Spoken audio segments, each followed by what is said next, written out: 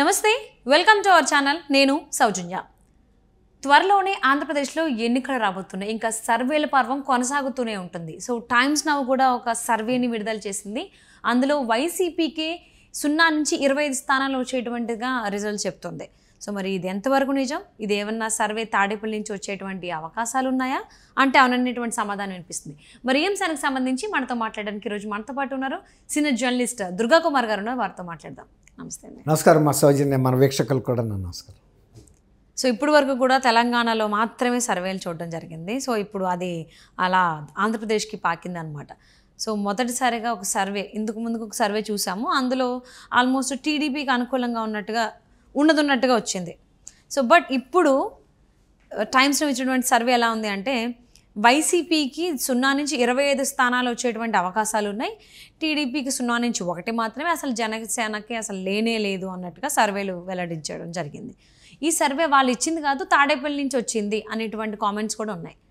So ఇది ఎంతవరకు వాస్తవం ఏంటి అంటే ఇది చాలా మనకి వైఎస్ఆర్సీపీ పార్టీలో జరుగుతున్న పరిణామాలకి సర్వే ఫలితాలకి పూర్తి వైవిధ్యంగా కనబడుతుందమ్మా. ఒకవేళ కనుక 0 to వాళ్ళకి మ్యాక్సిమం 25 వస్తుందని చెప్పినట్టే ఈ సర్వే ఫలితాలు. అలాగే తెలుగుదేశానికి 0 అని చెప్పినట్టే 1 అనేది వేస్ట్ మాట, అది లేదు. 25 కూడా 100% వైఎస్ఆర్సీపీకి వస్తనేది టైమ్స్ నౌ సర్వే. అంతే, మనం అలా వరకే తీసుకోవాలి. ఇప్పుడు ఈ సర్వే ఇప్పుడు కార్యక్షేత్రంలో జరుగుతున్న పరిస్థితికి పూర్తి భిన్నంగా ఉంది. పార్టీలో వాళ్ళ అంతర్గతంగా అగ్రనాయకుల అంచనాలకు కూడా ఇది భిన్నంగా ఉంది. వాళ్ళకి నమ్మకం లేదు పార్టీ పరిస్థితి. ఇవాళ వాళ్ళు నియోజకవర్గాల ఇన్ఛార్జీలని, సీనియర్ మంత్రులను కూడా ఆ నియోజకవర్గాల నుంచి మార్చి కొత్త సాట ఇస్తూ ఉంటున్నారు కానీ అది కూడా ఎంతవరకు అనేది నమ్మకం లేదు. రేపు ఎలక్షన్లో టికెట్ల అలొకేషన్ వచ్చేటప్పటికి చాలా మార్పులు చేర్పులు జరుగుతాయి. అసలు మార్పులు చేర్పులకి కారణం ఏంటంటే అసలు ప్రభుత్వం మీద ఉన్న వ్యతిరేకతని వాళ్ళు ఎలా అర్థం చేసుకుంటున్నారంటే అభ్యర్థుల మీద ఉన్న వ్యతిరేకతగా అర్థం చేసుకుంటున్నారు. అభ్యర్థులుగా చేయగలిగింది ఏం లేదు వైఎస్ఆర్సీపీ పార్టీలో, ఎందుకంటే డెవలప్మెంటల్ ప్రోగ్రామ్స్ ఏం జరగలేదు కాబట్టి ఎమ్మెల్యేస్ పాత్ర అనేది లేదు. ఎమ్మెల్యేస్కి ప్రత్యామ్నాయంగా కూడా కొన్ని వ్యవస్థలను అక్కడ రూపొందించారు. ఇవాళ సర్పంచ్లు కానీ ఎమ్మెల్యేలు కానీ ఒక డమ్మీ అభ్యర్థులు అయిపోయారు అక్కడ. ఒకప్పుడు ఎమ్మెల్యే అంటే చాలా కీలకం డెవలప్మెంట్లో. ఒక నియోజకవర్గానికి కింగులు అంటాడు, కలెక్టర్ ఎట్లాగో అట్లా అనమాట. జిల్లాకి ప్రతిదీ కూడా ప్రజలు ఎమ్మెల్యే దగ్గరికి వెళ్ళేవాళ్ళు. ఇవాళ అసలు ఎమ్మెల్యే దగ్గరికి వెళ్ళే పరిస్థితే లేదు. ఎమ్మెల్యే దగ్గరికి వెళ్తే జరిగే పని కూడా లేదు, వెళ్ళటమే వేస్ట్. ఇప్పుడు ఏమైనా చిన్న పనులు ఉంటేనేమో వాలంటీర్లతో చేస్తున్నారు. తర్వాత సర్పంచుల పరిస్థితి కూడా ఎట్లా ఉందంటే గ్రామ సచివాలయాలను పెట్టి అందులో కూడా వేరే ఉద్యోగుల్ని పెట్టేశారు, ఏ డిపార్ట్మెంట్కి ఆ డిపార్ట్మెంటు. దాంతో సర్పంచ్ ఊళ్ళో తిరుగుతున్నా కూడా ఇతనితో అయ్యే పనే ఉంది, మనం విలేజ్ సెక్రటేరియట్ కార్యకర్తలు ఉన్నారు వాళ్ళతో చేయించుకుందామని. అట్లా వీళ్ళిద్దరు కూడా ఒక డమ్మీ క్యాండిడేట్స్ అయిపోయిన పరిస్థితిగా కనపడుతుంది. దీంతో వాళ్ళు అసలు మనం పోటీ చేసినా ఈసారి గెలుస్తాము అనే నమ్మకం చాలామందికి లేదు.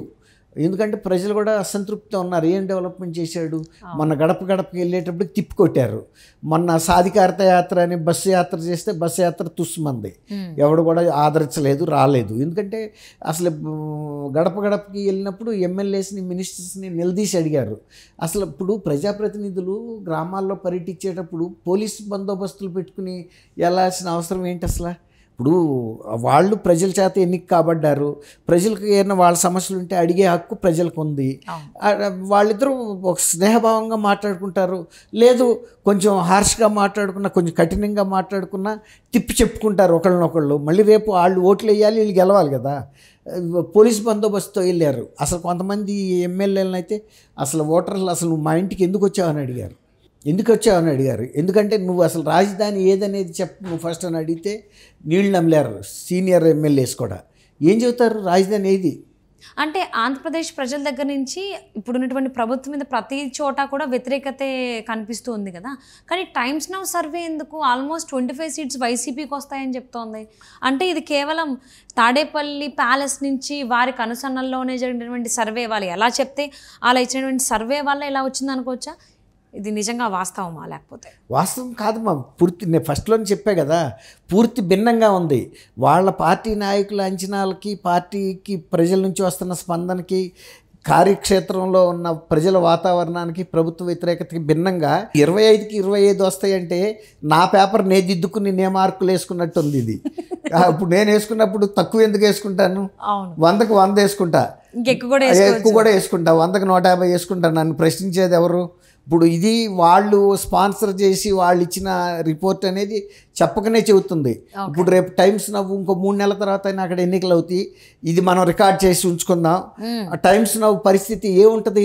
ఖచ్చితంగా ఇందుకు వాళ్ళు వేసిన దానికి పూర్తి భిన్నమైన ఫలితం అయితే వస్తుందని నేను ఇప్పుడు చెప్పగలను. ఎట్లా అంటే ఎప్పుడైతే వాళ్ళు 25కి 25 వస్తారంటేనే వాళ్ళకి ఎవరో స్పాన్సర్ చేశారు, వాళ్ళు గైడ్ చేశారు, వీళ్ళు వేశారని తెలిసిపోతుంది. కాబట్టి ఇంకా దానికి పెద్ద విలువ ఇవ్వాల్సిన అవసరం అయితే లేదు, దానికి ఒక ప్రాధాన్యత ఇవ్వాల్సిన అంశం అయితే కాదు. ఎక్కడ ఫలితాలు కనబడుతున్నాయి? ఇంతమంది కనుకుంటే చాలామంది పోటీ చేయడానికి ఎందుకు విముఖత చూపిస్తున్నారు వైఎస్ఆర్సీపీ ఎమ్మెల్యేలు? తర్వాత అధిష్టానమే స్వయంగా జగన్మోహన్ రెడ్డి గారే వాళ్ళని ఇతర నియోజకవర్గాలకు ఎందుకు మారుస్తున్నాడు? అసలు ఆయన కిందసారి 151 పెట్టినప్పుడు వీళ్ళందరూ కూడా ఎవరో తెలియదు కదా, అసలు ప్రజలకు తెలియని అభ్యర్థులు అయినా కూడా జగన్మోహన్ రెడ్డి గారు ఇచ్చిన హామీలను నమ్మారు, వేశారు. ఒక్కసారి ఆయన అడిగాడు అవకాశం. ఇప్పుడు నమ్మి వేసిన తర్వాత ఒకసారి ఇచ్చిన తర్వాత ఆయన అమలు చేయనప్పుడు రెండోసారి అడిగితే ఎవడన్నా వింటాడా? పోతే రాదు కదా. ఇప్పుడు సొంత చెల్లెలు తల్లి కూడా గతంలో కాళ్ళకి బలపాలు కట్టుకు తిరిగారు. అన్ని రకాల మేము రాజన్న రాజ్యం అంటే రాజశేఖర రెడ్డి గారి రాజ్యం తీసుకొస్తామంటే రాజశేఖర రెడ్డి గారికి ప్రజల్లో పరపుతుంది, అందువల్ల నమ్మారు. ఆయన సతీమణిగా విజయం గారిని కూడా గౌరవిస్తారు, ఇప్పటికీ గౌరవిస్తారు ఆమెని. ఎందుకంటే కాకపోతే ఇప్పుడు ఆమె ఈ మధ్యకాలంలో వచ్చి మళ్ళీ ఆంధ్రప్రదేశ్ని పరామర్శించలా, వాళ్ళు సచ్చారా బతికారా అనేది పరామర్శించలా. ఇప్పుడు అది రేపు అడుగుతారు ఆమె కనుక వస్తే మళ్ళీ జగన్బాబుకి ఓటేయమని. అట్లాగే నేను జగనన్న వదిలిన బాణాన్ని షర్మిల గారు వచ్చిన బాణం సరేనమ్మా, నీ బాణానికి మా పీకలు తెగిపోయినాయి, ఇక ఇప్పుడు వచ్చి నువ్వు చేసేదేముంది అని అడుగుతారు కదా. అట్లా ఆ పరిస్థితుల్లో ఈ టైమ్స్ నౌ సర్వే ఎట్లా చెబుతుంది? సొంత తల్లి చెల్లి కూడా సర్టిఫై చేయలేకపోతున్నారు కదా మంచి ప్రభుత్వం. కాంగ్రెస్ నుంచి కదా ఆవిడ, అదే కదా రాజకీయాల్లోకి అడుగు పెడుతుంది. పెడతారా పెట్టరా వేరే మాట. ఆయన అయితే సపోర్ట్ చేసే పరిస్థితులు లేదు, ఆయన దగ్గర రానివ్వట్లేదు. ఎందుకు రానివ్వట్లేదు? వాళ్ళతో పని అయిపోయింది, ఇక రెండోసారి వాళ్ళు వచ్చినా గెలిచే పరిస్థితి లేదు, ఆయనకి తెలుసు. కాబట్టి ఏదైనా డబ్బుతో నేను ఏదైనా మ్యానిపులేషన్ చేసుకుంటాను, లేదు దైవాధీనంగా ప్రజలు కనుక మళ్ళీ నన్ను నమ్మితే గెలుస్తా, నమ్మలేదనుకోండి ఇక పరిస్థితి తిరగమారిపోతుంది అనేది ఆయనకు తెలుసు.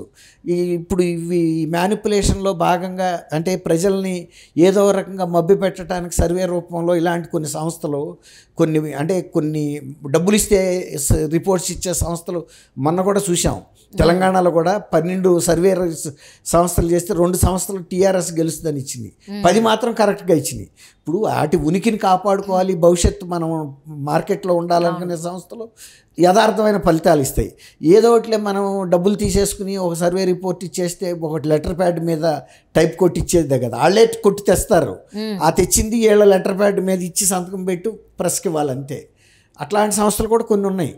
అట్లా పార్టీల మీద ఆధారపడి పారాసైట్ల లాగా బతికే ఇట్లాంటి సంస్థలు. ఈవెన్ మేబీ జగన్మోహన్ రెడ్డి గారు ఎన్నికల్లో గెలవడం కోసం వాళ్ళకి వ్యూహకర్తగా వ్యవహరిస్తున్నటువంటి ప్రశాంత్ కిషోర్ గారు ఇచ్చినటువంటి ప్లాన్ కూడా అయి ఉండొచ్చు. ప్రశాంత్ కిషోర్ గారు ఇలాంటి ఏజెన్సీలు కూడా ఆయనే సజెస్ట్ చేస్తాడు, వాళ్ళకి డీల్ కుదురుస్తాడు, వాళ్ళకి ఇంత అమౌంట్ ఇవ్వండి వాళ్ళు ఇస్తారని. ఆ ప్రశాంత్ కిషోర్ గారే అక్కడి నుంచి ఆయన ఎలా మేనేజ్ చేయాలని నంబర్స్ కూడా పంపిస్తాడు. అందుకని 25 వేసేయండి ప్రజలకి అవనమ్మకం లేకుండా అని అట్లా చేస్తాడు అన్నమాట. అదే జనాల్లో ఏదో ఒకటి అంటే కొంతమంది ఇలా పేపర్లో వచ్చేటప్పటికి నమ్ముతారు కదమ్మా. అట్లా ఇవన్నీ మళ్ళీ స్టార్ట్ అయింది 2019లో ఎలా అయితే జనాలని మభ్యపెట్టడానికి ప్రయత్నించారో అదే ప్రయత్నం మళ్ళీ ఇప్పుడు కూడా మొదలెట్టేశారు ఆల్రెడీ. సో మరి జనాల మభ్యలో అందుకే కదా మాయలో పడతారా? అందుకే కదా తెలుగుదేశం అధినేతను ఇప్పుడు అరెస్ట్ చేసి ఆయన ఒక అవినీతి పరుడని ముద్రేయటానికి జైల్లో పెట్టించడం ఇవన్నీ కూడా అందులో భాగమే. అంటే ఎవరెన్ని ప్రయత్నాలు చేసినా ఎవరేంటని చెప్పేసి అని ఆలోచన ఉన్నప్పుడు ఎవరైనా చెప్పినా నమ్మరు జనాలు. సో వాళ్ళేం ఒకసారి పొరపాటు చేసి రెండోసారి అయితే తెలిసి పొరపాట్లు చేయరు కాబట్టి సో చూద్దామండి ఏం చేస్తారు, ఇంకెన్ని ఇలాంటి వ్యూహాలు సర్వేలు చూస్తామో రాబోయేటువంటి రోజుల్లో. Thank you so much for spending your valuable time with us, Durga Kumar గారు. థ్యాంక్ యూ అమ్మ సౌజన్య, మన వీక్షకులు కూడా నమస్కారం.